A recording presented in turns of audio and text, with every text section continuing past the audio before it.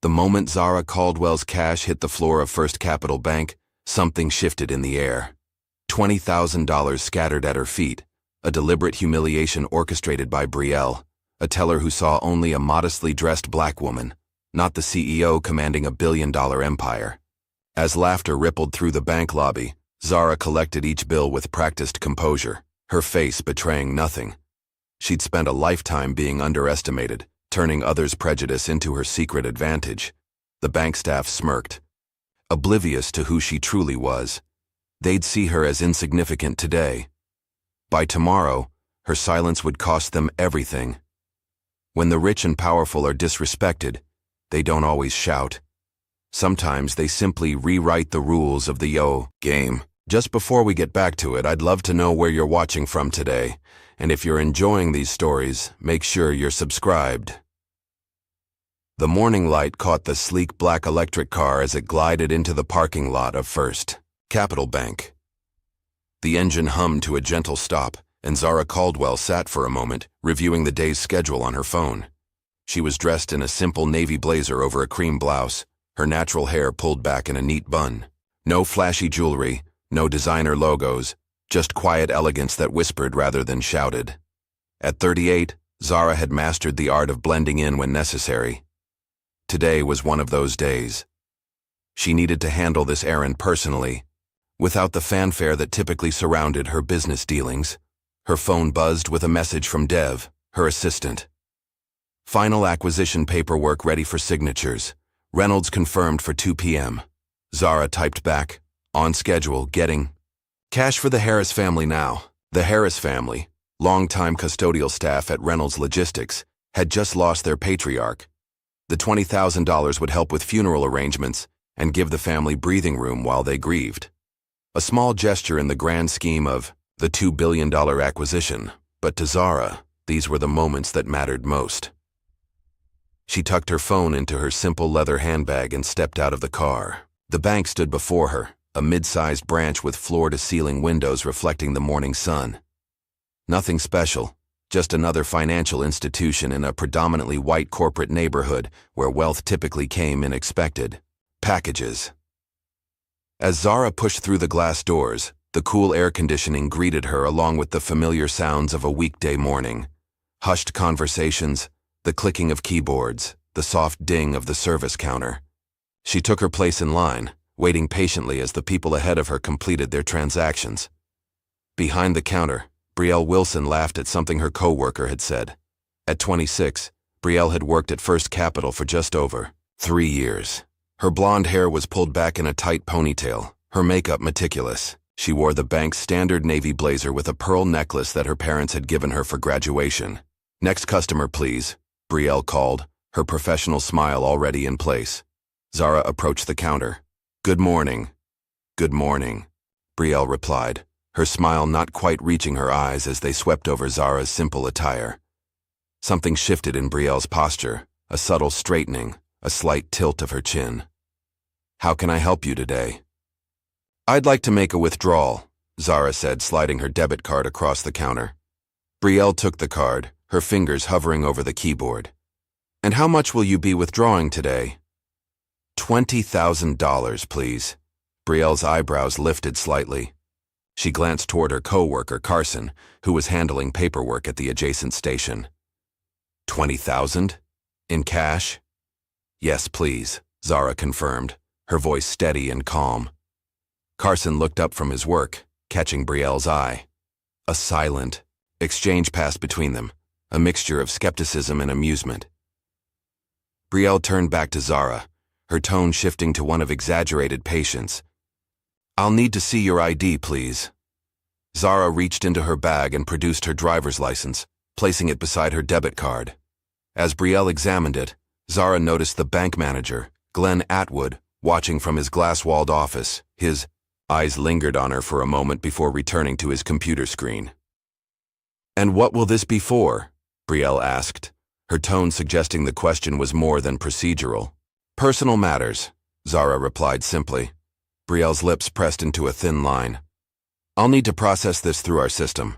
We don't typically keep that much cash on hand at individual teller stations." "I understand," Zara said. While Brielle processed the request, Zara's phone buzzed again. She glanced down to see another message from Dev. Reynolds just called. Their legal team wants to discuss last-minute terms before signing. Should I tell them you'll be delayed? Zara typed back, "No delay, I'll be there." From across the counter, Brielle watched Zara's quick typing with barely concealed curiosity. "Someone important?" she asked with a forced casualness. "Family," Zara said, putting her phone away. The bank's system had verified Zara's account, which showed a balance that made Brielle blink twice. But instead of proceeding smoothly, she frowned. "Our security protocols require additional verification for withdrawals of this size. Could I see another form of ID?" Zara maintained her composure. "I've already provided my license, and I've completed biometric verification on your pad." "It's bank policy," Brielle insisted, her tone growing colder. Several customers had begun to watch the exchange. Zara reached into her bag again and produced her passport. "Will this suffice?" Brielle took it, examining it with exaggerated scrutiny. She glanced over at Carson again, who smirked slightly. "I suppose this will do," she said finally, sliding it back across the counter. She turned to count out the cash, making a show of double-checking each stack of bills. "20,000 is quite a sum," she said loudly enough for nearby customers to hear. "I hope you have somewhere safe to keep it." "I do, thank you," Zara replied, her voice betraying nothing. Glenn Atwood had emerged from his office now, casually positioning himself near the teller line, pretending to organize brochures, while keeping an eye on the transaction. He made no move to intervene, merely watching with a mixture of curiosity and assumption. Finally, Brielle finished counting the last stack of bills. She gathered them together, tapping them against the counter to align them. "Here you go," she said, sliding the stack toward Zara with a flick of her wrist. The movement was too forceful. The stack of bills hit the edge of the counter and cascaded over the side, fluttering to the floor at Zara's feet. A moment of silence fell over the bank lobby. "Oh my," Brielle said, her hand coming to her mouth in a gesture that didn't quite hide her smile. "How clumsy of me." From his station, Carson stifled a laugh. A young intern sorting paperwork nearby didn't bother hiding her amusement, letting out a soft giggle. Zara stood perfectly still for a moment, her eyes meeting Brielle's. Then, with deliberate calm, she knelt down and began gathering the scattered bills. The whispers started immediately. A man in line checked his watch impatiently. Another teller leaned over to whisper something to Carson, who snickered in response. As Zara picked up the last bill from the floor, she noticed a man in a sharp charcoal suit watching her from the waiting area. Unlike the others, his expression was troubled, his lips pressed into a grim line. Their eyes met briefly before he looked away, his discomfort evident. Zara stood, the recovered bills neatly stacked in her hand. She placed them carefully in her bag, then looked directly at Brielle. "Thank you," she said, her voice quiet but clear. Brielle's smile faltered slightly at Zara's composure. "You're welcome. Have a nice day." As Zara turned to leave, she heard the muffled laughter behind her. She walked with measured steps across the lobby, her back straight, her head high. She pushed through the glass doors into the bright morning sun, aware that several pairs of eyes followed her exit. What she didn't see was the man in the charcoal suit watching her intently, his brow furrowed in thought. After a moment's hesitation, he followed her out of the bank. Zara reached her car, unlocked it, and slid into the driver's seat. Only then, in the privacy of the tinted windows, did she allow herself a deep breath. She placed her hands on the steering wheel, steadying herself. Her phone buzzed again. "Dev. Everything okay?" She looked at the message, then at the bank through her windshield. She watched as the man in the charcoal suit emerged from the building, scanning the parking lot. His eyes found her car, and for a moment, he seemed to consider approaching. Zara started the engine. Whatever he wanted, it would have to wait. She had a $2 billion acquisition to finalize, a grieving family to help, and a legacy to build. She wouldn't allow this moment to derail any of it. As she pulled out of the parking lot, she glanced in her rearview mirror to see the man watching her. "Go," his phone now pressed to his ear. "I'm fine," she texted back to Dev. See you in 20 minutes. She accelerated onto the main road, leaving the bank and its small-minded assumptions behind. The sleek black electric car pulled into the underground parking garage of Caldwell Tower, a 40-story glass and steel monument to innovation in the heart of the city's financial district. As Zara stepped out, a security guard named Diane approached with a warm smile. "Good morning, Ms. Caldwell," Diane said, her voice filled with genuine respect. "Beautiful day, isn't it?" "It is, Diane," Zara replied, returning the smile. "How's your son doing in his new position?" Diane beamed. "He loves it. That internship program you started changed his life. Our whole family's grateful." "He earned it," Zara said, heading toward the private elevator. "Tell him I expect great things." The elevator doors opened directly into the executive floor, where the wall-to-wall windows offered a panoramic view of the city skyline. The reception area featured a glass wall etched with Caldwell Innovations in understated silver lettering. Beneath it, in smaller text, Zara Caldwell, CEO. Dev Thompson was waiting, tablet in hand, his expression a mixture of relief and concern. At 32, Dev had been with Zara for nearly 6 years, rising from junior analyst to becoming her most trusted advisor. "You're cutting it close," he said, falling into step beside her as they walked toward her office. "The Reynolds team is already setting up in the main conference room." "I made a stop," Zara replied, handing him her bag. "There's $20,000 in cash. Have Melissa deliver it to the Harris family with my condolences. Make sure it's discreet. I don't want them to feel it's charity." Dev nodded, making a note on his tablet. "The final acquisition paperwork is on your desk. Legal says everything's in order, but they want you to review Section 7B, something about transition timelines." Zara entered her office, a spacious room with minimalist furnishings. One wall was dedicated to family photos and meaningful mementos: her mother's law degree, her father's first patent, her own graduation cap from Wharton. She set her phone on the desk and took a deep breath, letting the familiar surroundings wash away the residual tension from the bank incident. "The Reynolds board is nervous," Dev continued. "Their stock dropped 2 points overnight. They're worried we might leverage that to renegotiate terms." "We won't," Zara said, scanning the documents on her desk. "The terms are fair. This partnership is about long-term vision, not short-term gains." Dev hesitated. "There's something else." Peter Langdon requested a private meeting before the signing. He specifically asked that it be off the books. Zara looked up, her interest piqued. Peter Langdon was one of Reynolds Logistics' most influential board members, conservative, traditional, and notoriously difficult to impress. Did he say why? No, but he seemed unsettled. A soft knock at the door interrupted them. Both turned to see a tall man with silver temples standing in the doorway, the same man in the charcoal suit from the bank. "Ms. Caldwell," he said, his voice steady, but his eyes betraying discomfort. "I hope I'm not intruding." Zara maintained her professional composure, though inwardly she was connecting the dots. "Mr. Langdon, I wasn't expecting you until the signing meeting."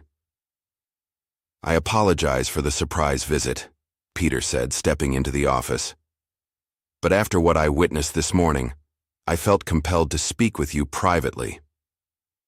Dev glanced between them, picking up on the tension. "Should I give you the room?" "That would be helpful, thank you," Peter replied before Zara could answer. Zara gave Dev a slight nod, and he exited, closing the door behind him. Peter remained standing, his discomfort evident in his rigid posture. "Ms. Caldwell, I was at First Capital Bank this morning. I saw what happened." Zara gestured to the chairs across from her desk. "Please, sit down, Mr. Langdon." He took a seat, his hands clasped tightly in his lap. "I want to apologize, not just for the teller's behavior, which was inexcusable, but for my own inaction. I should have said something." Zara studied him carefully. "Why didn't you?" The question seemed to catch him off guard. He shifted in his seat. I don't have a good answer for that. Shock, perhaps. Or the ingrained habit of not wanting to make a scene." Now you know what silence does, Zara said simply. The words hung in the air between them. Peter's expression changed as the full weight of her statement registered. Yes, he said finally. I suppose I do. Zara leaned back in her chair. Mr. Langdon, may I ask why you followed me from the bank? When I realized who you were, he began. When did you realize? She interrupted. Peter looked uncomfortable again. Only after you left. I overheard the manager, Atwood, tell one of the tellers they'd just disrespected Zara Caldwell of Caldwell Innovations. The teller laughed it off, but Atwood seemed concerned. Zara nodded slowly. And you followed me because? Because I'm ashamed, Peter admitted. Both of what happened and of my failure to intervene. And because I feared it might affect our partnership. Separate personal slights from business decisions, Mr. Langdon. As do I, typically, he replied. But this wasn't a slight. It was a public humiliation, and it was clearly influenced by... He hesitated. You can say it, Zara said. Race, gender, perception. Peter nodded. Yes. They were interrupted by Zara's phone buzzing with a text message. She glanced at it. Security footage saved. What should I do? Rosa. Zara set the phone face down. Mr. Langdon, I appreciate your concern and your apology, but what happens next isn't about you or me or even that bank teller. It's about patterns and consequences. What do you intend to do? He asked. My job, Zara replied. Today that means finalizing a $2 billion acquisition that will benefit both our companies. And about the bank incident? Zara's expression remained neutral. I haven't decided. Back at First Capital Bank, the morning rush had subsided. Glenn Atwood had called Brielle into his office, closing the door behind her. Do you have any idea who that was? He asked, his voice low but intense. Brielle rolled her eyes. Some woman, trying to act important. What's the big deal? That was Zara Caldwell, CEO of Caldwell Innovations, net worth over $300 million. Brielle's expression faltered. What? No way, she didn't look like... Like what? Glenn cut her off. A CEO? A millionaire? Brielle shifted uncomfortably. I just meant, she was so plain. No fancy clothes or anything. Glenn ran a hand through his thinning hair. Delete the security footage from this morning. All of it. If she files a complaint, I don't want any record. She won't complain, Brielle said dismissively. It was just some cash that fell. Accidents. Happen? It wasn't an accident, and we both know it, Glenn snapped. Just do as I say.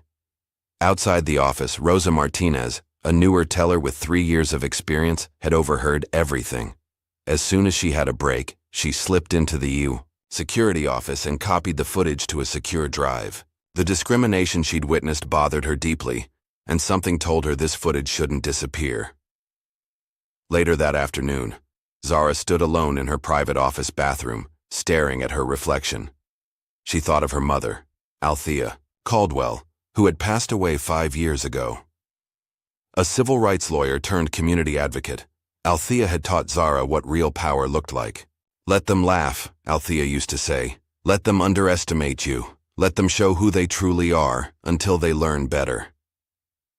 Zara touched the small pendant around her neck, her mother's favorite piece of jewelry, a simple gold disc engraved with the words, Dignity always. A knock at the door pulled her from her thoughts.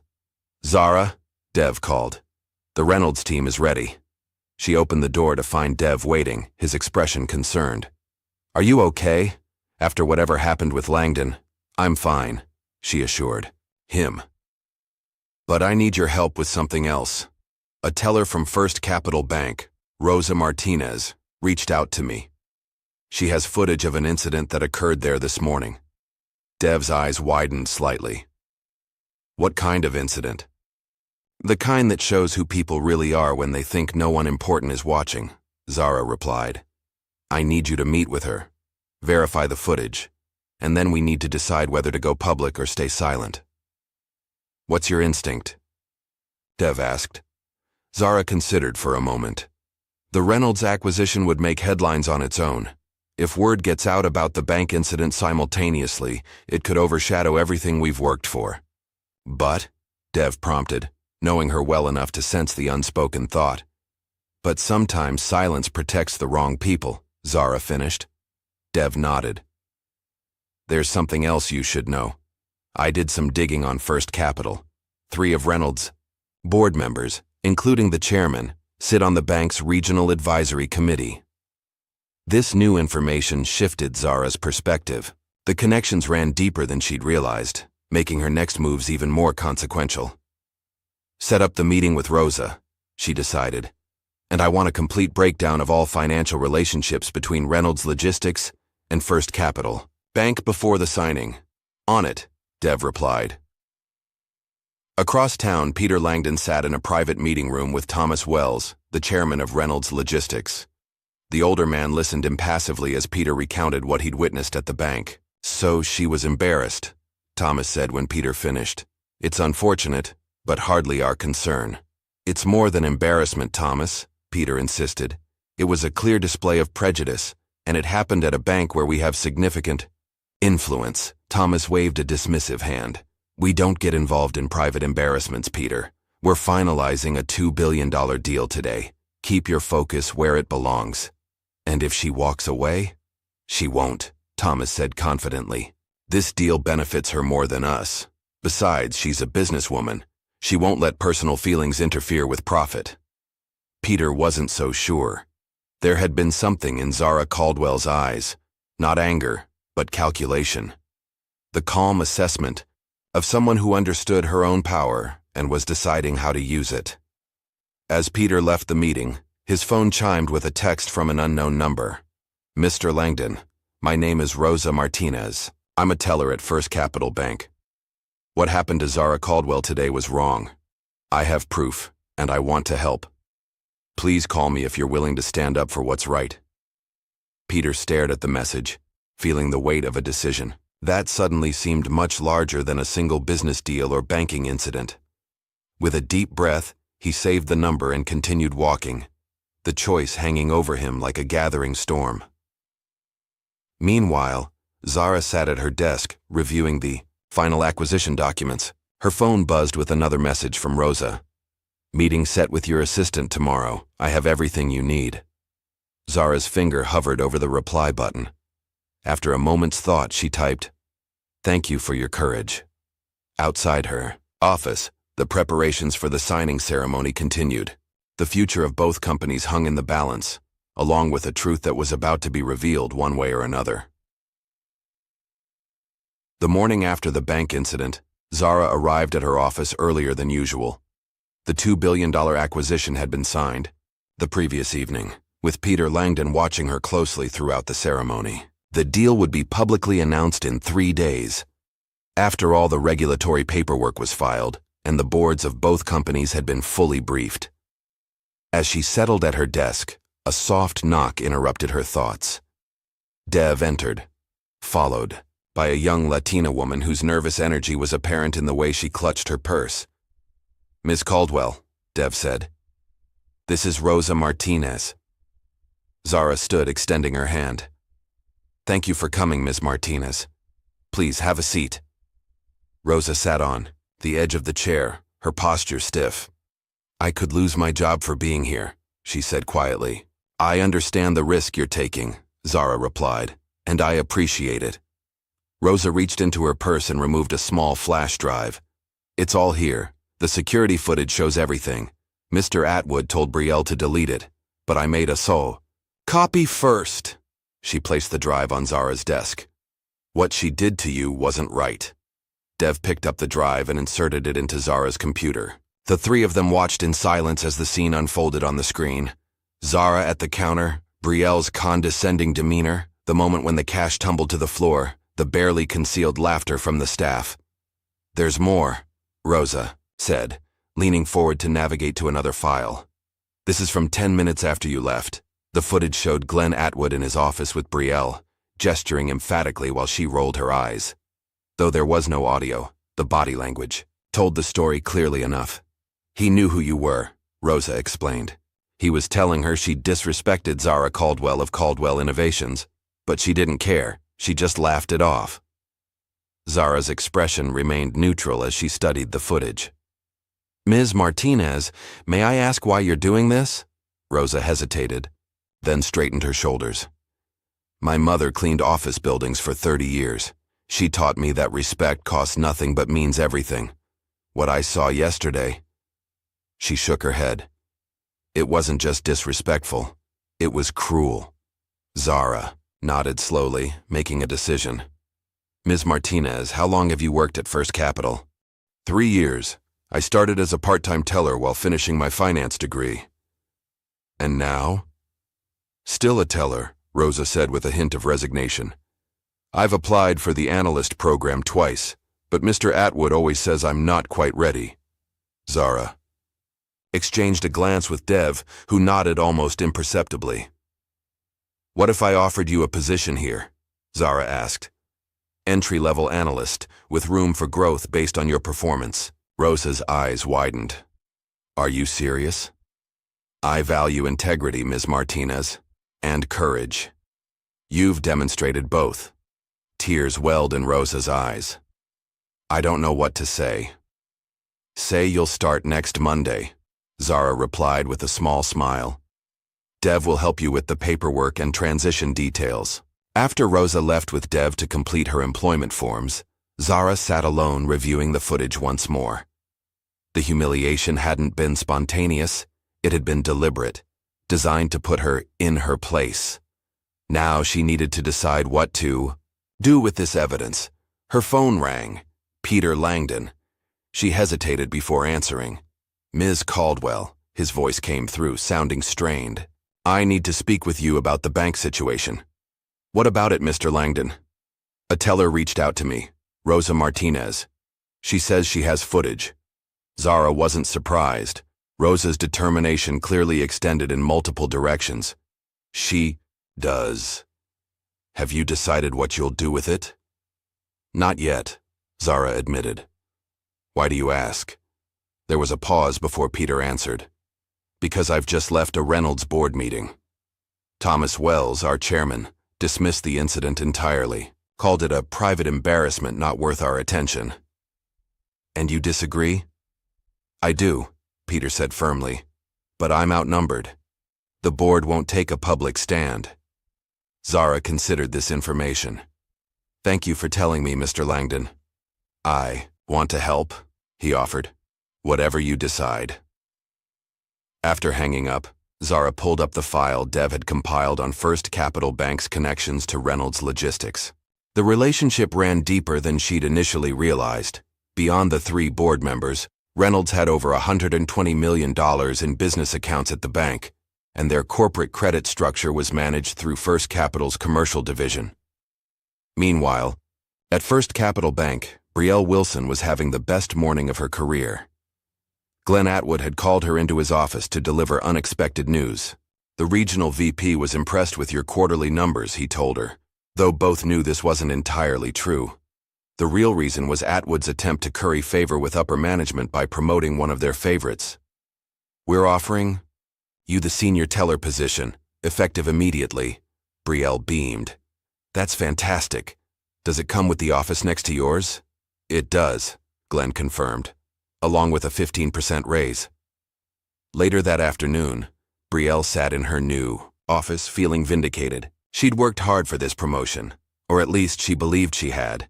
During her lunch break, she recorded a quick TikTok video in the empty break room. "Day in the life of a newly promoted senior teller," she narrated, flipping her hair and showing off her new nameplate. "Pro tip: efficiency is key. Don't let bougie nobodies waste your time with their drama." The video would gain traction quickly, eventually reaching over 50,000 views, including one view from Zara Caldwell's phone that evening. Zara watched the TikTok with a calm detachment, noting how Brielle's confidence bordered on arrogance. She showed the video to Dev, who had stayed late to finalize Rosa's employment contract. "She has no idea what's coming, does she?" Dev asked. "Few people do," Zara replied. "That's the nature of consequences. They arrive when you've convinced yourself they never will." Dev nodded toward the computer. "So what's our plan? Go public with the footage?" Zara considered for a moment. Not yet. First, I want to move our corporate accounts, all of them. Dev raised an eyebrow. That's over $80 million. Exactly, Zara said. I want it done quietly, but thoroughly, and I want it completed on the same day the Reynolds acquisition is announced. That's going to cause waves, Dev warned. It's meant to, Zara replied. Sometimes the most powerful statement is a silent one. Over the next 2 days, Dev and Zara's financial team worked discreetly to prepare the transfer of all Caldwell Innovations accounts from First Capital Bank. Nothing would happen until Zara gave the word, but when she did, the withdrawal would be immediate and complete. Peter Langdon, meanwhile, couldn't shake his discomfort with the situation. He called an informal meeting with 3 other Reynolds board members he thought might be sympathetic. We need to take a stand, he argued. If this footage goes public, our association with First Capital will damage our reputation. Thomas would never approve, said board member William Turner. He and Glenn Atwood go back 30 years. Then we approach him together, Peter insisted. Make him understand the potential fallout. The meeting with Thomas Wells went exactly as Peter had feared. The chairman remained unmoved. You're overreacting, Peter, Thomas said dismissively. Banks have difficult customers every day. It's hardly our concern how they handle them. Zara Caldwell wasn't a difficult customer, Peter countered. She was subjected to deliberate humiliation because of how she looked. Thomas waved a hand impatiently. The deal is signed. She got what she wanted. This will all blow over. Peter left the meeting frustrated but determined. That evening, he called. Zara, they won't budge, he told her. Not unless something forces their hand. Something will, Zara assured him, though she offered no details. The morning of the announcement arrived. The business world buzzed with rumors about the Caldwell-Reynolds deal. Financial analysts predicted a market surge for both companies, once the acquisition was confirmed. At Caldwell Tower, Zara dressed with particular care, a tailored charcoal suit that conveyed power without ostentation. Around her neck, her mother's pendant. Dignity always. Dev met her in the lobby. Everything's ready. The press release goes out at 10 a.m. Our financial team is standing by for your signal on the account transfers. And the other matter? Zara asked. Rosa starts officially on Monday, but she's given notice at the bank. She's using her remaining vacation days so she won't be there when it happens. Zara nodded. Good. She's taken enough risk. At First Capital Bank, the morning proceeded like any other. Brielle arrived early, settling into her new office with a sense of satisfaction. She'd changed her LinkedIn profile to reflect her promotion and had already received dozens of congratulatory messages. Glenn Atwood was reviewing the day's appointments when his assistant interrupted with an urgent message. A legal team was in the lobby, requesting to speak with him immediately. Confused, Glenn hurried to the front of the bank. There he found 3 impeccably dressed attorneys accompanied by Zara Caldwell herself.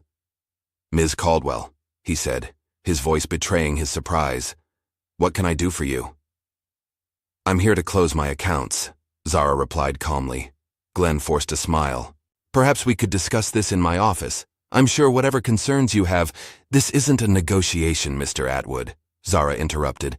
My legal team is here to ensure the process goes smoothly. By now, several customers had paused their transactions to watch. From her office, Brielle spotted Zara and emerged, her expression shifting from confusion to recognition. Is there a problem? She asked, approaching the group. Zara turned to face her. No problem at all. I'm simply withdrawing my business. Glenn's smile became strained. Ms. Caldwell, if this is about your last visit, it's about respect, Mr. Atwood, Zara said, her voice quiet but clear. Or rather, the lack of it. One of the attorneys stepped forward, presenting Glenn with a folder. These are the account closure forms, already completed. We require only your signature to process the withdrawals. Glenn opened the folder, his face paling as he saw the account balances. These are all of Caldwell Innovations accounts? All of them, Zara confirmed. Brielle, looking over Glenn's shoulder, gasped audibly. The total exceeded $80 million. Outside the bank, a small crowd had gathered. Among them were two photographers, not paparazzi, but professionals from major financial news outlets, alerted by an anonymous tip that something noteworthy might occur at First Capital that morning. Glenn, aware of the growing spectacle, tried. One last time. "Ms. Caldwell, please, let's discuss this privately. I'm sure we can come to an arrangement." "The time for discussion was 3 days ago," Zara replied. "Now it's time for consequences." As the paperwork was processed and the massive withdrawal initiated, Zara's phone buzzed with a notification. The Caldwell-Reynolds acquisition had been officially announced. Within minutes, both companies' stocks began to rise. At the same time, a ripple of unease spread through First Capital's regional offices as word of the massive account closure reached them. Zara waited patiently as the final documents were signed. When everything was complete, she turned to leave, but paused beside Brielle, who stood frozen in shock. "Respect costs nothing," Zara said quietly. "But the lack of it? It just cost you $2 billion. She walked out of the bank with her legal team, past the photographers who captured the moment for posterity. The images would appear in financial publications later that day, accompanied by speculation about why Caldwell Innovations had suddenly severed ties with First Capital Bank. By afternoon, First Capital stock had begun to slide. Investors, sensing trouble but unaware of the specifics, began selling off shares as a precaution. Peter Langdon watched it all unfold from his office. When the news of Zara's account closures reached him, he made his decision. He drafted a formal letter of resignation from the Reynolds board, citing ethical differences with leadership. Before submitting it, he made one call to a senior editor at the Wall Street Journal, a woman he'd known for years. "Vanessa," he said when she answered, "I have a story you'll want to hear." By the following morning, what had begun as a private incident had transformed into a public spectacle. Rose's video footage, anonymously uploaded to social media, spread like wildfire across platforms. The hashtag, #RespectCostsNothing began, trending nationally. Financial news outlets initially focused on the Caldwell-Reynolds acquisition, now scrambled to cover the bank story. The juxtaposition was powerful. Zara Caldwell, the CEO who had just orchestrated a $2 billion deal, had been humiliated at a local bank for trying to withdraw her own money. At Caldwell Tower, Zara maintained her usual schedule, attending meetings and conference calls as if nothing unusual was happening. But in the background, her communications team monitored the growing media storm. "The story's everywhere," Dev reported, showing her the headlines on his tablet. "Financial Times, Wall Street Journal, Bloomberg, they're all running it." Zara nodded, scanning the coverage. "And First Capital's response?" "Nothing official yet," Dev said, "but their stock dropped 12% at opening. Investors are panicking." At First Capital Bank, panic had indeed set in. Glenn Atwood had been summoned to an emergency meeting with regional executives. Brielle, meanwhile, was frantically trying to distance herself from the incident. She deleted her TikTok video, but it was too late. Users had already recorded and reposted it. Her smug comments about bougie nobodies now played in stark contrast to the footage of her shoving Zara's cash off the counter. In desperation, Brielle began deleting emails and messages related to the incident. She was in the middle of purging her computer when her office door opened. Glenn stood there, his face ashen. "They want to see all communications about the incident," he said tightly. "Regional is sending an investigative team." Brielle's eyes widened. "I was just organizing my files." "They're not idiots, Brielle," Glenn snapped. "Deleting evidence makes this worse." "Evidence of what?" she protested. "It was an accident. The money slipped." Glenn stared at her in disbelief. "The video shows exactly what happened. You did it deliberately, and now the whole world can see it." As they argued, the bank's marketing team drafted a hasty statement, attempting to control the damage. First Capital Bank holds itself to the highest standards of customer service. We are aware of the video circulating online and take these matters seriously. We are conducting a thorough internal review and will take appropriate action. We regret any inconvenience to our valued customers. The statement, posted to the bank's social media accounts, only fueled the outrage. Comments flooded in, criticizing the generic response and demanding accountability. By mid-afternoon, a small protest had formed outside the bank's main branch. Mostly, young activists carrying signs with phrases like, "Respect costs nothing," and "Banking while black shouldn't be different." Financial news cameras captured the scene, broadcasting it alongside expert analyses of First Capital's plummeting stock value. The connection between the viral video and the market reaction was impossible to ignore.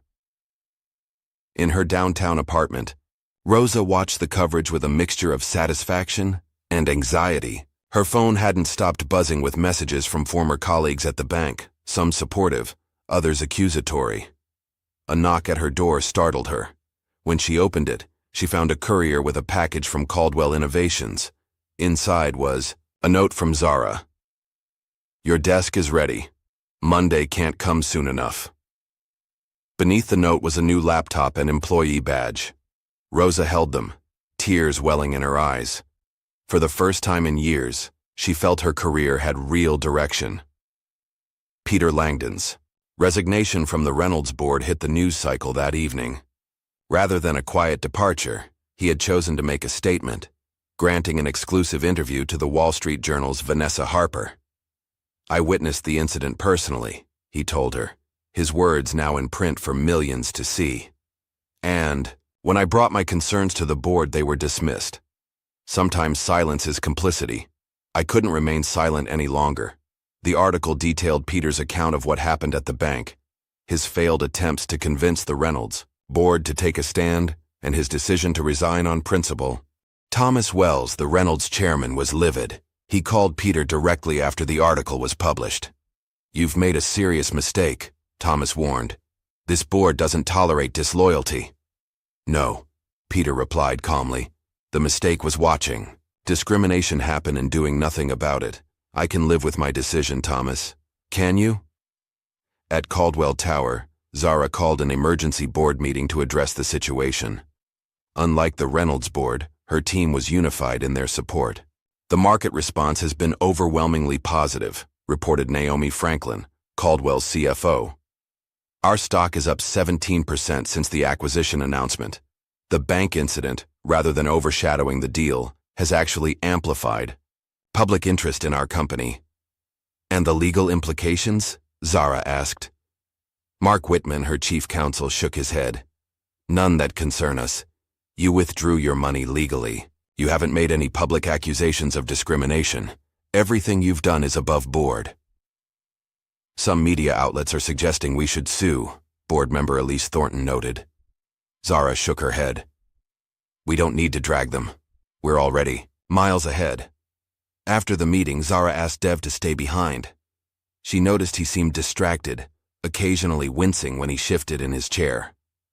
"Are you all right?" she asked. Dev hesitated before answering. "Just some back pain, nothing serious." Zara studied him carefully. "How long has this been going on?" "A few weeks," he admitted. "The doctor says it's just stress." She didn't press further, but made a mental note to follow up.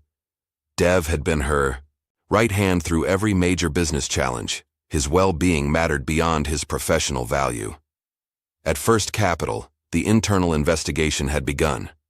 Employees were called one by one into meetings with HR representatives and legal counsel. Most claimed they couldn't remember the incident clearly or insisted they weren't directly involved. When Rosa's absence was noted, a search of her employee records revealed something alarming to the investigative team. 3 formal complaints she had filed over the past year, documenting instances of racial insensitivity by staff members, including Brielle Wilson. "Why weren't these addressed?" demanded Jennifer Hayes, the regional HR director who had been called in to manage the crisis. Glenn Atwood shifted uncomfortably. "They seemed minor at the time." Jennifer's expression hardened. 3 documented complaints from a single employee is never minor, Glenn. It establishes a pattern. As the investigation continued, more details emerged. Rosa wasn't the only employee who had raised concerns about Brielle's behavior. 2 other tellers and a loan officer had reported similar experiences, all of them people of color. By evening, First Capital's damage control strategy shifted. Regional executives decided that sacrifices would be necessary to salvage the bank's reputation. Glenn Atwood was summoned to a video conference with the bank's president and several board members. The message was clear. His position as branch manager was now untenable. "We need to demonstrate decisive action," the president explained. "The public needs to see that we take this seriously," Glenn protested. "I've given 15 years to this bank. You can't just throw me under the bus for one incident." "This isn't about one incident," replied a board member coldly. "This is about a culture you allowed to develop under your leadership."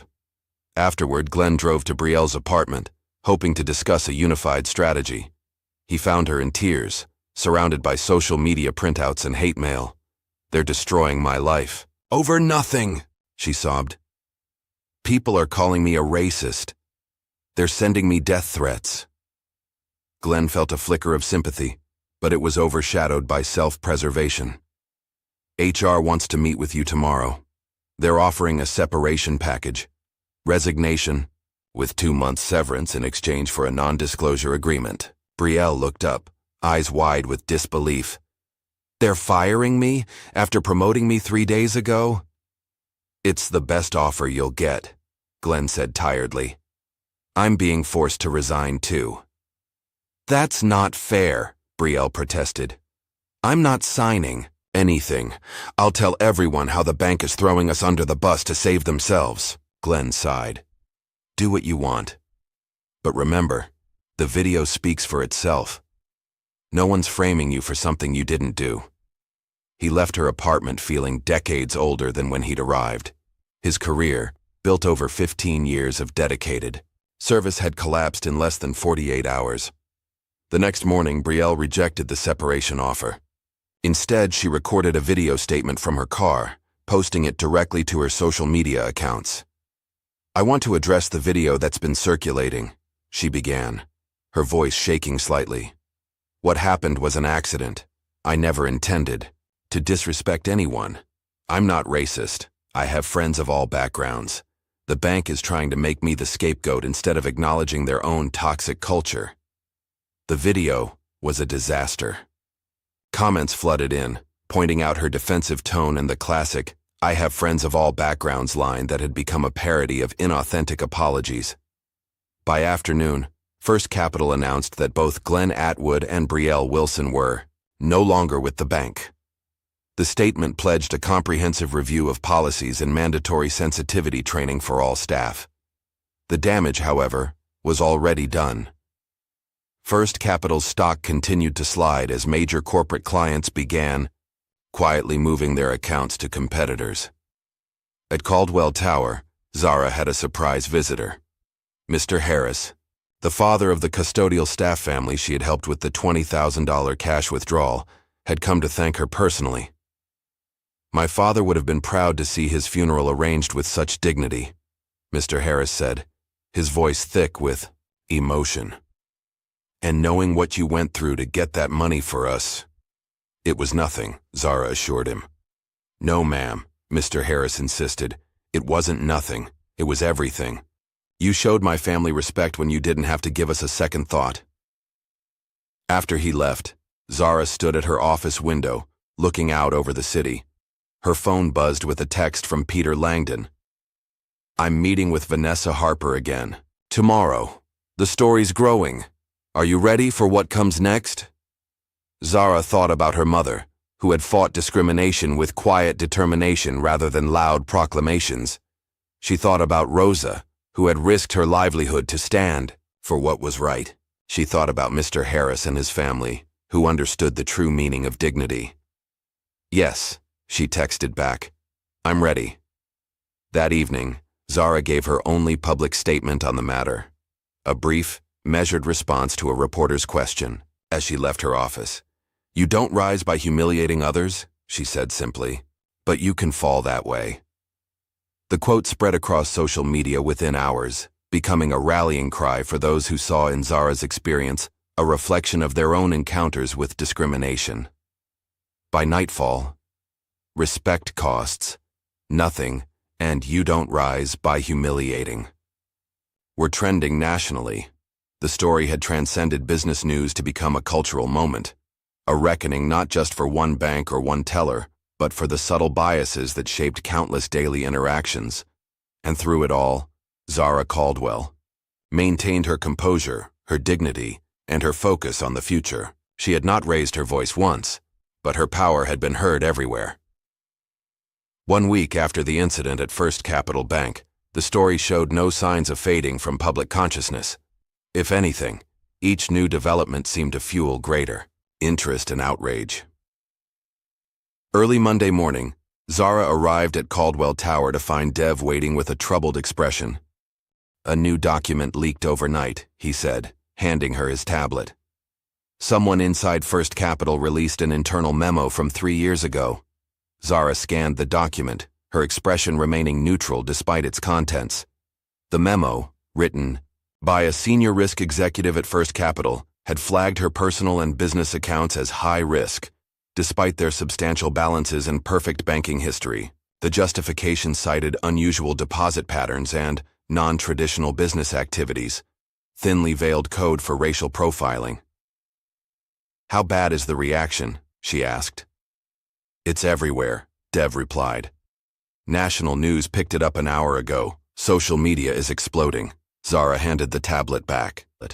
"Have our communications team prepare a statement acknowledging the leak, but emphasizing that we're focused on moving forward with the Reynolds integration." "That's it?" Dev seemed surprised by her measured response. "That's it," Zara confirmed. "The document speaks for itself. We don't need to amplify it further." Later that morning, Zara welcomed Rosa Martinez for her first day at Caldwell Innovations. The young woman entered Zara's office with a mixture of nervousness and determination. "Welcome to the team," Zara said warmly. "Are you ready for your first day?" "More than ready," Rosa replied. "Though I have to admit, it's a little intimidating." Zara smiled. "Everyone feels that way at first. Just remember why you're here. You saw something wrong and had the courage to speak up. That same courage will serve you well in this role." As Rosa settled into her new position across town, the Reynolds Logistics Board was meeting in emergency session. The leaked memo had intensified scrutiny of all companies associated with First Capital Bank, including Reynolds. "Our stock is down 3% since the opening bell," Thomas Wells reported grimly. "The market is reacting to our connection with First Capital. We need to sever ties immediately," urged board member William Turner. "Issue a statement condemning their practices." "That would be an overreaction," Thomas replied. "First Capital has been our banking partner for over 20 years. "Times change," said another board member, Janet Brooks. "Peter Langdon was right. We should have taken a stand days ago." The debate continued for nearly 2 hours before a compromise was reached. Reynolds would issue a statement expressing concern over the allegations, while announcing a review of all banking relationships. Meanwhile, Zara was meeting with the complete board of the newly merged entity. The $2 billion partnership had created one of the largest logistics and innovation conglomerates in the country, but integration challenges remained. "Some of Reynolds' board members are nervous," reported Naomi Franklin, Caldwell's CFO. "They're worried the bank scandal might overshadow the merger benefits." "It's a valid concern," Zara acknowledged, "which is why I've requested this meeting with the journalist Vanessa Harper, not to discuss the bank incident, but to refocus attention on what this partnership means for the future of both companies." Peter Langdon, now working as a strategic advisor to the merged board, nodded his approval. "Vanessa is respected in the industry. An exclusive with her would shift the narrative." After the meeting, Peter approached Zara privately. "There's something else you should know. Vanessa wants to do a broader piece, not just about the merger, but about how Black women in leadership navigate silence." Zara considered this. "That's not what I had in mind." "I know," Peter said. "But it might be important. Not just for you, but for others in similar positions." Zara thought for a moment before replying. "Set up the meeting, but make it clear. This isn't about playing the victim. It's about transforming obstacles into advantages." That afternoon, as Zara prepared for a conference call, Dev appeared in her doorway. He seemed hesitant, almost embarrassed. "Do you have a minute?" he asked. "Of course," Zara replied, noticing how he winced slightly as he sat down. Dev took a deep breath. "I haven't been entirely honest about my health situation. The back pain I mentioned, it's related to a chronic condition I was diagnosed with last year. Multiple sclerosis." Zara's expression softened. "Dev, why didn't you tell me sooner?" "I didn't want it to affect how you see me professionally," he admitted. "This acquisition has been all-consuming, and I didn't want to be a distraction." "Your health is never a distraction," Zara said firmly. "What do you need? Time off? Different responsibilities?" "My doctor recommends a treatment that would require me to be away for about 6 weeks, Dev explained. "I've been putting it off, but now that the acquisition is complete—" "Say no more," Zara interrupted. "Take whatever time you need. Your position will be waiting when you return." Relief washed over Dev's face. "Thank you. After everything that's happened lately, I wasn't sure." "Dev," Zara said gently, "in all these years, have I ever given you reason to doubt my loyalty to those who stand by me?" He smiled. "No, never." "Then don't start now." The next day, Zara met with Vanessa Harper at a quiet restaurant away from the financial district. The journalist was sharp, professional, and didn't waste time with pleasantries. "Let's be clear about something," Vanessa began. "This story has evolved beyond a single incident at a bank. It's touching on issues many people experience but rarely see validated so publicly." Zara nodded. "I understand that, but I didn't seek this spotlight." "No," Vanessa agreed, "but you have it now. The question is, how will you use it?" Their conversation shifted to Zara's early career, the challenges she had faced not just as a black woman, but as one who refused to conform to expectations. "I was often the only black person in the room, let alone the only black woman," Zara recalled.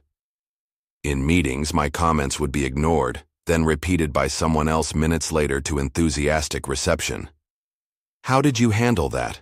Vanessa asked. "I learned to use it," Zara replied. "While they were busy ignoring me, I was watching, listening, gathering information they didn't realize they were giving away. I turned invisibility into an advantage." Vanessa scribbled notes. "And did you ever confront them directly?" "Occasionally," Zara said. "But I found that proving them wrong was far more effective than telling them they were wrong." As their interview continued, across town, Rosa's story was gaining traction. A local news outlet had learned of her role in exposing the bank incident and requested an interview. Initially hesitant, Rosa eventually agreed after Zara assured her it was her choice to make.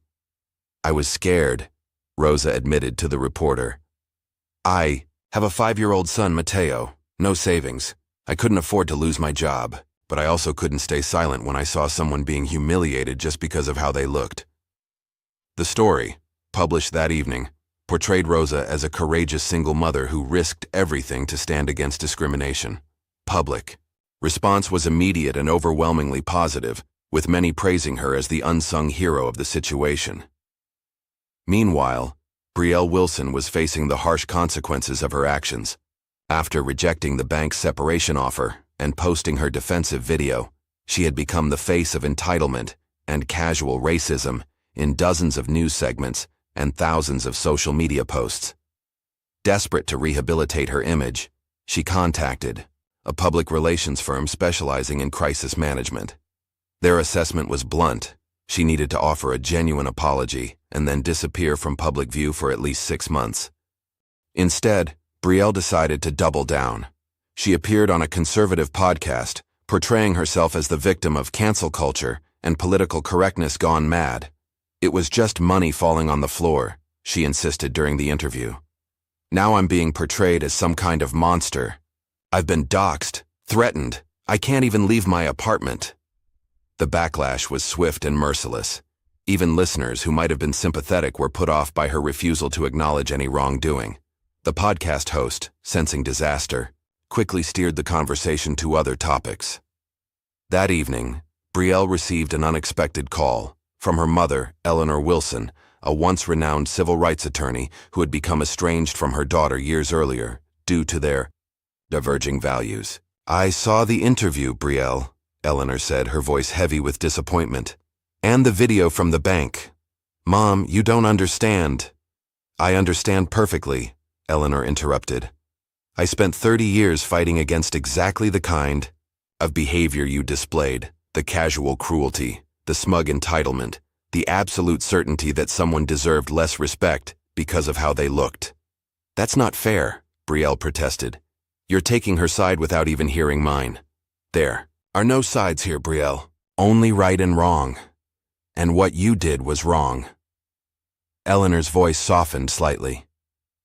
"The question is, what are you going to do about it now?" The conversation ended without resolution, but it planted a seed in Brielle's mind, one that would take time to grow. At First Capital Bank, the fallout continued. An independent audit, hastily commissioned by the regional office, uncovered troubling patterns in how the bank handled accounts belonging to minorities. The findings suggested systemic issues far beyond a single incident with one teller. Customers continued to close their accounts in protest. Several corporate clients had quietly moved their business elsewhere. The bank's stock had fallen nearly 20% in just over a week. The board of directors held an emergency conference call to discuss options. The consensus was clear. Dramatic action was needed to save the bank's reputation and halt the financial bleeding. The next morning, First Capital announced the resignation of its CEO, along with 3 board members. The press release promised sweeping changes to ensure every customer receives the respect and service they deserve, regardless of background. As the bank struggled to contain the damage, Zara focused on building something positive from the situation.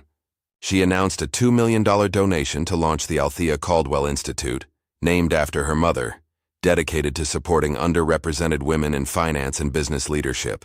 "My mother taught me that true power isn't about making others feel small," Zara explained at the launch event. "It's about elevating those who haven't had the same opportunities." The institute would offer scholarships, mentorship programs, and professional development resources. Among its first initiatives was a fellowship program for working mothers pursuing MBA degrees, with Rosa Martinez announced as one of the inaugural recipients. "This fellowship includes full tuition coverage, plus childcare support," Zara explained, to a stunned Rosa. "You can continue working here while completing your degree." Tears welled in Rosa's eyes. "I don't know what to say."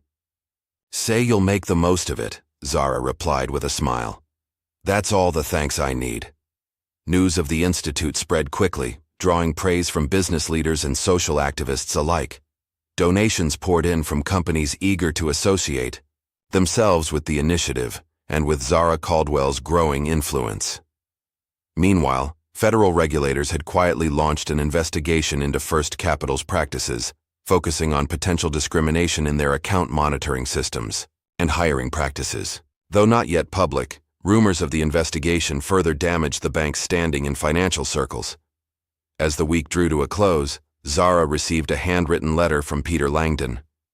"Zara, what I witnessed at the bank that day changed me, but not as much as watching how you responded to it. You showed me that true leadership isn't about speaking the loudest, but about acting with purpose and integrity even when, especially when, others fail to do so. You've changed how I lead, how I listen, and how I teach my son. For that, I cannot thank you enough." With respect and gratitude, Zara folded the letter carefully and placed it in her desk drawer. The message reminded her that sometimes the greatest impact comes not from grand gestures, but from staying true to one's principles when tested. That evening, as most employees had gone home, Zara made an unexpected visit to the First Capital headquarters. Not to the branch where the incident had occurred, but to the corporate offices where interim leadership was struggling to chart a path forward. She had requested the meeting privately, with no press or attorneys present. Just a conversation between business leaders. The interim CEO, Patricia Anderson, greeted her with obvious apprehension. "Ms. Caldwell, I appreciate you coming, though I must admit, I'm surprised you wanted this meeting." Sometimes it's important to look each other in the eye, Zara replied. Especially after a storm. For the next hour they discussed not the past incident, but the future. How the bank might genuinely reform its culture, what meaningful change would look like, and the long road to rebuilding trust. As Zara prepared to leave, Patricia asked the question that had been hanging in the air. Do you think First Capital can recover from this? Zara considered her response carefully. I think you need to serve quietly for a while. Let your actions speak louder than your press releases. Real change isn't announced. It's demonstrated day after day, in ways that might never make headlines. The conversation, though private, marked a turning point. The bank would survive, but it would never be the same. And perhaps that was exactly what needed to happen. 3 weeks after the incident at First Capital Bank, Zara stood backstage at the National Business Leadership Summit, reviewing her notes for the panel discussion she was about to join. The topic, integrity and corporate culture, had been scheduled months ago, but now carried unexpected weight given recent events. The moderator, James Wilson, approached with a warm smile. We're thrilled to have you, Ms. Caldwell. Given everything that's happened, your perspective is more valuable than ever. Zara nodded politely, already sensing where this might go. I'm happy to contribute, but I hope we'll focus on forward-looking solutions rather than rehashing recent events. Of course, James assured her, though his expression suggested otherwise. Though naturally, people are curious about your experience. When the panel began, James wasted no time steering the conversation toward the bank incident, framing his first question around the concept of forgiveness in business relationships. Ms. Caldwell, many have praised your restraint throughout this situation, he began. You haven't pursued legal action or made inflammatory statements. Is forgiveness an important value in your leadership philosophy? The audience leaned forward, eager for her response. Zara took a measured breath before speaking. I think we're focusing on the wrong concept, she said calmly. This was never about revenge or forgiveness. It was about showing people who we allow to lead in our institutions, our communities, and our conversations. She continued, when we tolerate small acts of disrespect, we normalize larger ones. When we reward arrogance and condescension, we shouldn't be surprised when they become cultural values. The question isn't whether I forgive what happened, but whether we collectively decide that's the standard we accept. Her response shifted the entire tenor of the panel. Rather than dwelling on the specific incident, the discussion evolved into a thoughtful exploration of how corporate cultures are built through daily choices and silent permissions. Across town, a different kind of reckoning was taking place. Eleanor Wilson, Brielle's estranged mother, had called a press conference on the steps of the county courthouse where she had once argued landmark civil rights cases. I speak today not as an attorney, but as a mother, she began, her voice steady despite the emotional weight of her words. My daughter, Brielle Wilson, was the bank teller in the video that many of you have seen. Her actions that day were indefensible and reflect a failure not just of professional conduct, but of basic human decency, reporters murmured in surprise. No one had expected this public statement from a family member. I spent my career fighting for dignity and equal treatment for all people, Eleanor continued. To see my own daughter become a symbol of the very discrimination I fought against has been deeply painful. I want to apologize personally to Ms. Zara Caldwell and to anyone who has ever experienced similar treatment. The cameras captured every word as Eleanor concluded. I failed to instill in my daughter the values I hold dear. That is my burden to bear. But it is not too late for her, or for any of us, to learn, to grow, and to do better. The press conference made national news, adding yet another dimension to a story that continued to resonate with the public.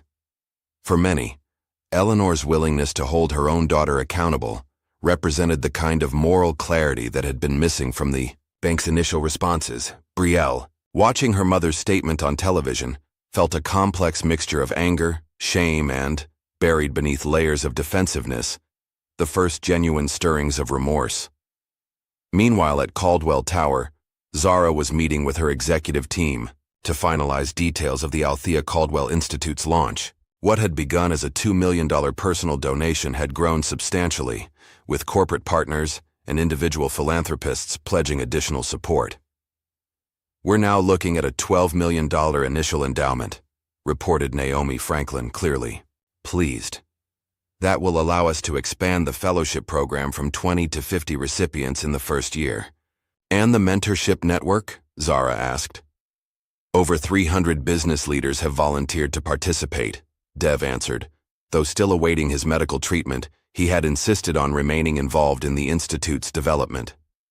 "We've created a matching algorithm to pair mentors with fellows based on career goals and personal backgrounds." Zara nodded approvingly. "And the physical space? We've secured the entire 10th floor of the Peterson building," Dev said. "The renovations will be complete by next month. It has everything we discussed: classrooms, meeting spaces, a childcare center, and private offices for fellows who need a quiet place to work." As the meeting concluded, Zara's assistant appeared with an unexpected message. The Harris family, whom she had helped with the $20,000 funeral expenses, had requested to see her. Zara welcomed them immediately. Mr. Harris entered with his wife and 2 daughters, all dressed formally as if attending an important occasion. "We won't take much of your time, Ms. Caldwell," Mr. Harris said. "We just wanted to thank you personally for what you did for our family." "It was nothing," Zara assured them. "No, ma'am," Mr. Harris insisted. "It wasn't nothing. It was everything. You showed my family respect when you didn't have to give us a second thought." Mrs. Harris stepped forward, holding a small wooden box. "We wanted you to have this. It belonged to my father-in-law." Zara accepted the box and opened it carefully. Inside was a vintage pocket watch, well worn but meticulously maintained. "He always said time was the most precious gift," Mrs. Harris explained. "We thought he'd want you to have it, especially after we learned what you went through to get that money to us." Deeply moved, Zara thanked the family for their thoughtfulness. After they left, she placed the pocket watch on her desk beside the photo of her mother. 2 reminders of what truly mattered beyond balance sheets and business deals. That afternoon, Rosa received a surprise visitor at her new workspace. Her 5-year-old son, Mateo, accompanied by his regular babysitter. The child's school had closed early due to a water main break, and with no other options, the sitter had brought him to his mother's workplace. Rosa looked up in alarm. "Nancy, I'm so sorry. I didn't know the school closed." "It's absolutely fine," came Zara's voice from behind them. She had been passing by when the child arrived. "We have a conference room with a television. Mateo can watch educational programs while you finish your work." "I don't want to impose," Rosa began. "It's not an imposition," Zara assured her. "In fact, this is exactly why we're including childcare facilities in the Institute. Life happens. We adapt." Mateo looked up at Zara with wide eyes. "Are you my mom's boss?" Zara smiled and knelt to the child's level. "I'm her colleague. We work together to make things better." Later that week, the business world buzzed with news of a major development. First Capital Bank was being acquired by Liberty Union, a Black-owned regional credit union with a sterling reputation for community investment and ethical practices. Acquisition, announced at a joint press conference, would retain most of First Capital's frontline employees while completely replacing senior leadership. Liberty Union's CEO, Marcus Johnson, made it clear that the bank's culture would undergo a fundamental transformation. "This isn't just a financial transaction," he stated firmly. "It's a reclamation. We're taking a troubled institution and reshaping it to serve all communities with dignity and respect." Though never explicitly stated, the irony was lost on no one. A bank that had humiliated a Black woman CEO was now being taken over by a Black-owned financial institution. The narrative had come full circle in a way that felt both just and poetic. As news of the acquisition spread, Zara received another unexpected visitor, William Turner, one of the Reynolds board members who had initially sided with Peter Langdon in calling for action. "I wanted to apologize in person," William said when they were seated in her office. "I should have pushed harder when Peter first raised concerns. Instead, I backed down when Thomas resisted. What changed your mind? Zara asked. William hesitated before answering. My daughter. She's 26, just starting her career in finance. When she saw that video, she asked me a simple question. Dad, if that had been me, would you have stayed silent? I didn't have an answer that I could be proud of. Zara nodded, understanding the power of that personal connection. It's never too late to find your voice, Mr. Turner. As William left, Zara checked her calendar for the rest of the day. Her final appointment was one she had been looking forward to.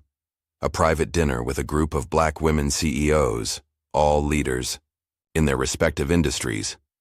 The dinner, held in a secluded room at an upscale restaurant, quickly evolved from a formal networking event into a candid, sometimes emotional conversation about shared experiences and hard-won wisdom. What you did, Zara, withdrawing your business without making a scene, that was power, said Denise Harper, CEO of a major healthcare system. You showed them consequences without giving them the satisfaction of seeing you lose your composure. We've always had to be twice as good, added Lauren Thompson, founder of a successful tech startup. You showed them we already were. As the evening progressed, the conversation shifted from the specific incident to broader strategies for navigating leadership as Black women in predominantly white industries. There was laughter, mutual support, and the relief that comes from being truly understood. When Zara finally returned home that night, she felt a sense of completion that had eluded her since the day at the bank. The incident had been painful, but its ripple effects had created opportunities for growth and connection that might never have existed otherwise. She stood at her penthouse window, looking out at the city lights. Somewhere out there, Brielle was confronting her actions and their consequences. First Capital was transitioning to new ownership. Rosa was pursuing her MBA dreams. Dev was preparing for treatment that would improve his quality of life. And the $2 billion acquisition, the deal that had brought her to that bank in the first place, was already proving more successful than analysts had predicted. The merged company's stock had risen steadily, unaffected by the controversy that might have overshadowed it. In her mind, Zara heard her mother's voice, a memory from childhood that had guided her through every challenge. Don't raise your voice. Raise your power. She had done exactly that, without shouting, without threats, without public accusations. She had simply demonstrated her power through action, and in doing so, she had changed not just her own circumstances, but the lives of many others. Tomorrow would bring new challenges, new opportunities, new battles to fight. But tonight, in this quiet moment of reflection, Zara Caldwell allowed herself to acknowledge a simple truth. Sometimes victory comes not from what you say, but from who you are and how you choose to respond when the world shows you its true face. She turned from the window and switched off the lights, ready to rest and prepare for whatever the next day might bring. 6 months after the incident at First Capital Bank, what had begun as a personal humiliation had evolved into a movement with far-reaching consequences. The business world was still feeling the aftershocks, with companies across the country quietly revising their internal conduct policies and customer service training protocols. The Caldwell incident had become shorthand in corporate boardrooms for the dangers of allowing toxic behaviors to go unchecked. Sensitivity training seminars now routinely included case studies based on what had happened, though Zara herself had declined numerous requests to participate in such programs. On a crisp autumn morning, Zara sat at her desk reviewing quarterly reports when her assistant knocked at the door. Sorry to interrupt, but you received a letter that seems personal, she said, handing Zara a small envelope with childish handwriting on the front. Zara opened it carefully.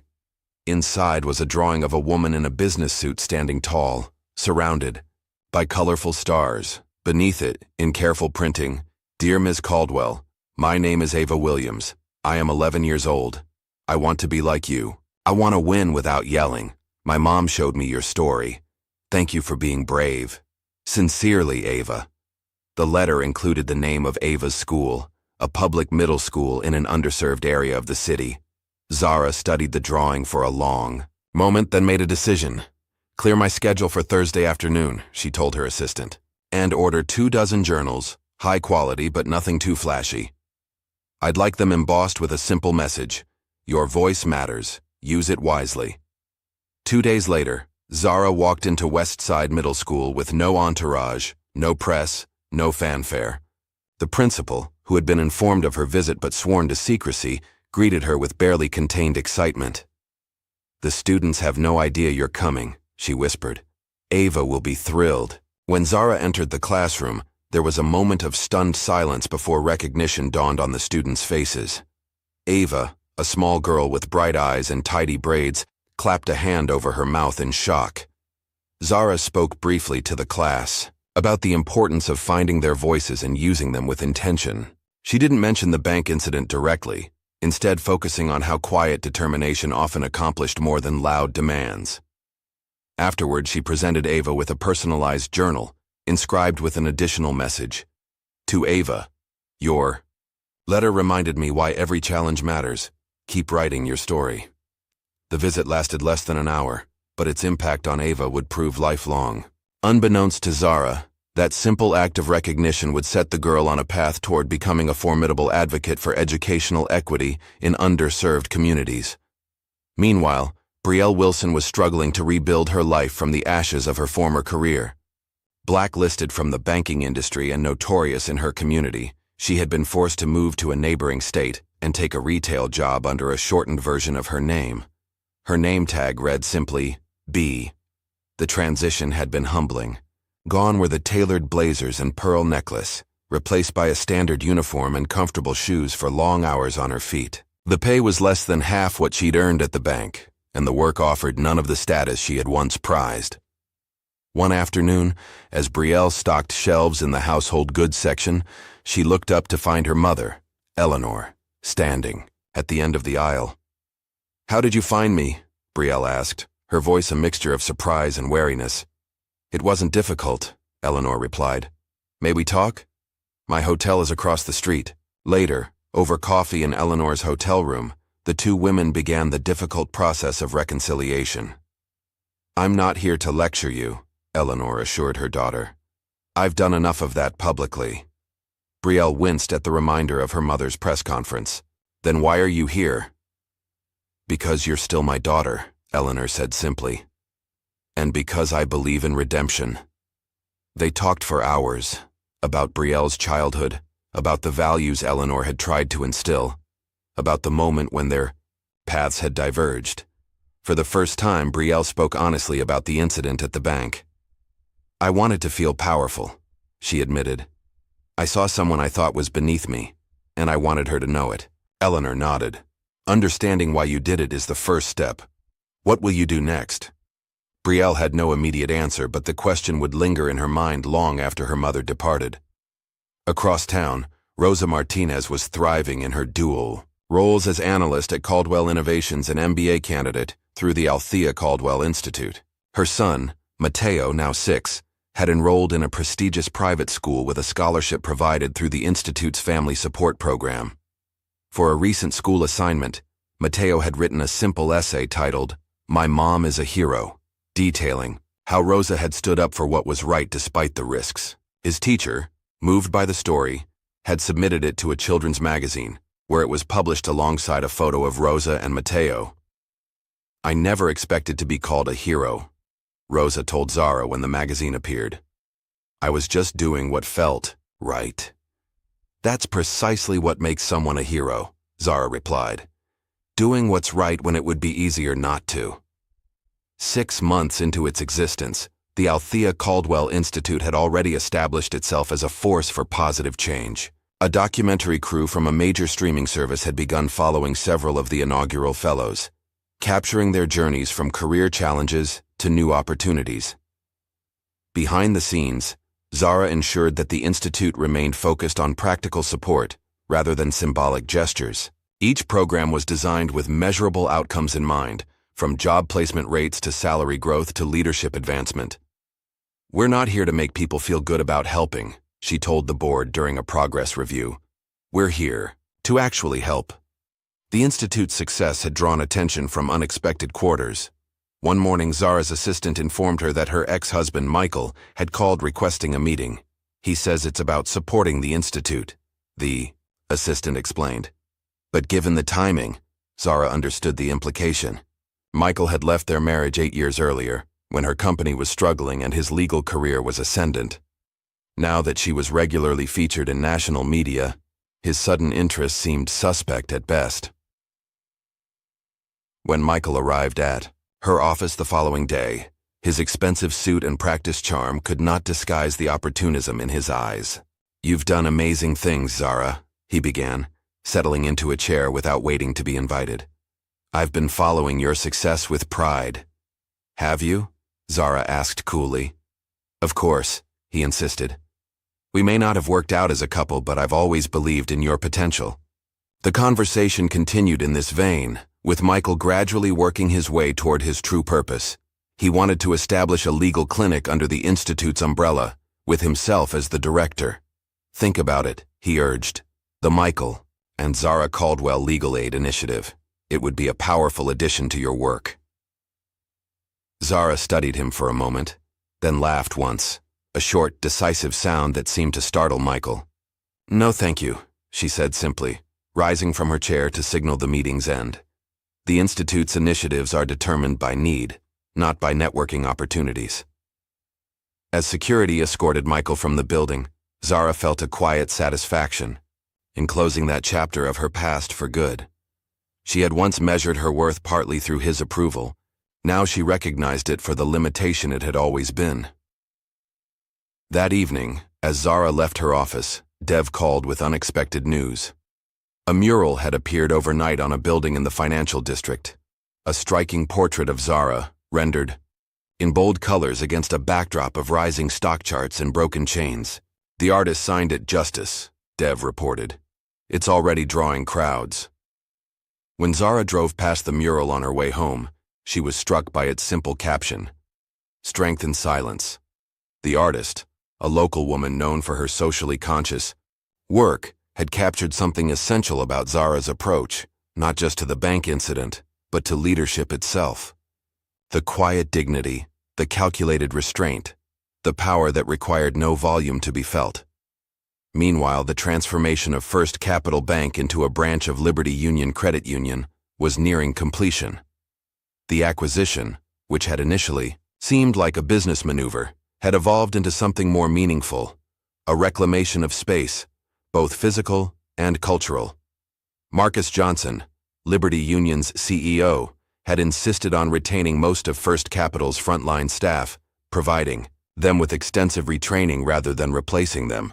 His philosophy centered on transformation rather than punishment, changing systems rather than simply changing personnel. The only notable exceptions were Glenn Atwood and Brielle, neither of whom had been offered positions in the new organization. Glenn had eventually found work at a smaller bank in another state, his career trajectory permanently altered by his role in the incident. At Liberty Union's headquarters, Marcus hosted a meeting of black business leaders, including Zara, to discuss community investment strategies. The gathering included executives from various industries, all committed to leveraging their success for broader impact. "What happened at First Capital opened many eyes," Marcus noted during the discussion. "But awareness without action means nothing. The question is, how do we ensure lasting change?" Zara listened as others shared ambitious proposals and programs. When it was her turn to speak, she kept her comments characteristically focused. "We've always had to be twice as good," she observed, echoing a sentiment familiar to everyone in the room. "The difference now is that we have the platforms to show others we already were." Her words resonated deeply with the group, many of whom had faced similar challenges throughout their careers. One woman, the CEO of a healthcare technology company, nodded in agreement. "You showed them without telling them," she said. "That's always been our way, hasn't it? But now we're being seen while we do it." As the meeting concluded, Zara walked through her childhood neighborhood on her way back to the office. Most passers-by didn't recognize her. She was still, to many, just another well-dressed black woman going about her day. But occasionally, someone would do a double-take, their expression shifting from casual indifference to respectful recognition. In those moments, Zara understood that her legacy would extend far beyond balance sheets and business deals. She had shown what was possible when dignity remained non-negotiable, when power was exercised with precision rather than showmanship. And that, perhaps, was the most profound consequence of what had begun as a simple errand at a local bank. 1 year after the incident at First Capital Bank, Zara Caldwell received notification that she had been selected to receive the National Business Leadership Award, one of the most prestigious recognitions in American corporate life. The ceremony would be held in Washington, D.C., with coverage by major media outlets. The award committee's statement cited her transformative approach to corporate responsibility and commitment to creating pathways for underrepresented talent, carefully worded praise that acknowledged her impact without directly referencing the controversy that had amplified her platform. When the invitation arrived, Zara studied it thoughtfully before reaching for her phone. "Rosa," she said when her call was answered, "I'd like you to attend the National Business Leadership Award ceremony in Washington next month." "Of course," Rosa replied. "Should I coordinate with your travel team?"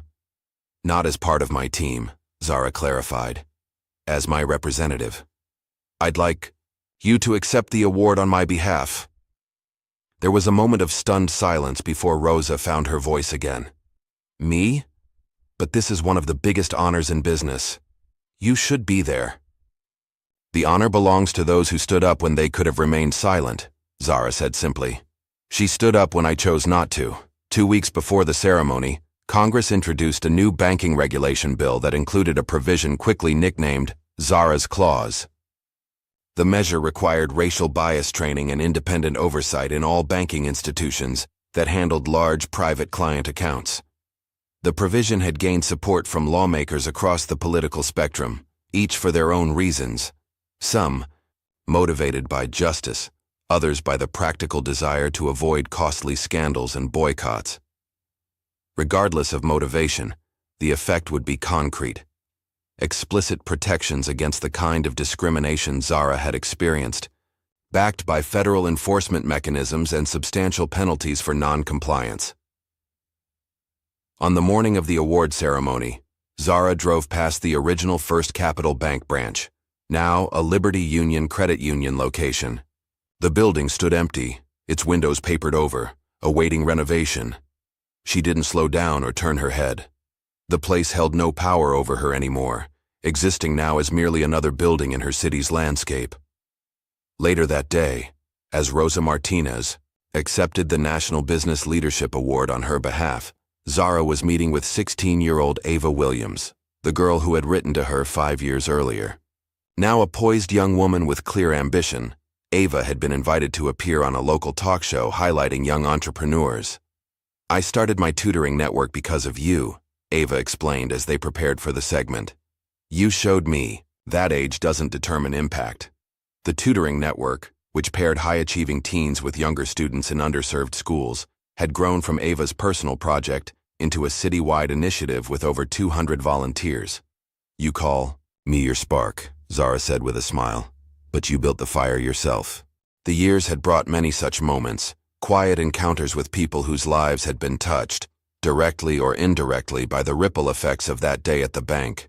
Some, like Ava, had found inspiration. Others, like the employees at Liberty Union, had found new opportunities in the aftermath of institutional failure. A montage of transformations had played out across many lives. Rosa had graduated with her MBA and been promoted to senior analyst at Caldwell Innovations.